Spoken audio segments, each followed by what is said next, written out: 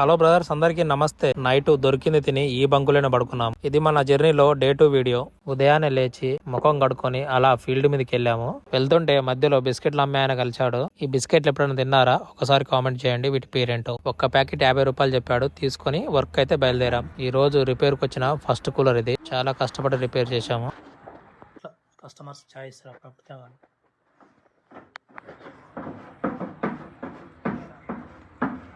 ఆ పని అయిపోయి బయటికి వెళ్తుంటే రెండో కూలర్ కూడా వచ్చింది. దీనికి కూడా మోటార్ కాలిపోతే కొత్త మోటార్ ఎక్కించి రిపేర్ చేసి కస్టమర్ అయితే సాటిస్ఫై చేసాము. కస్టమర్ అయితే ఫుల్ హ్యాపీ.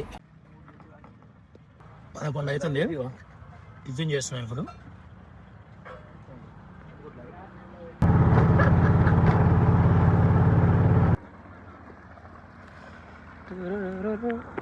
పని అయిపోయింది, స్నానం చేయాలి.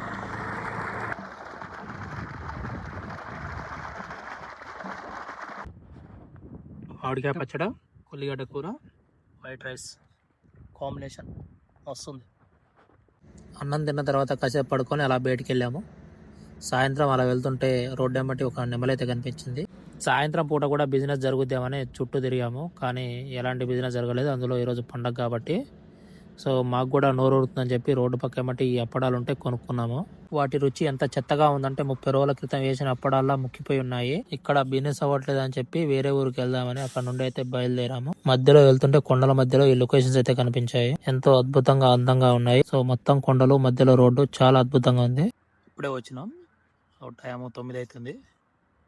ఇప్పుడే తిన్నాం, డిన్నర్ అయితే అయిపోయింది. ఇక్కడ ఇండియన్ ఆయిల్ బొంకుండే, సో ఇక్కడే స్టే చేస్తున్నాను నైట్. మొత్తానికైతే ఈరోజు కంప్లీట్ అయిపోయింది డే 2. సో రేపు ఫ్రెష్గా మళ్ళీ డే 3తోనే స్టార్ట్ చేస్తా. మీరు గెస్ చేయండి ఈరోజు కలెక్షన్ ఎంత వచ్చి ఉంటుందో. సో రేపు వీడియోలో ఈరోజు కలెక్షన్ ఎంత వచ్చిందో రివీల్ చేస్తా. ఉంటా మరి, నమస్తే, బై బై.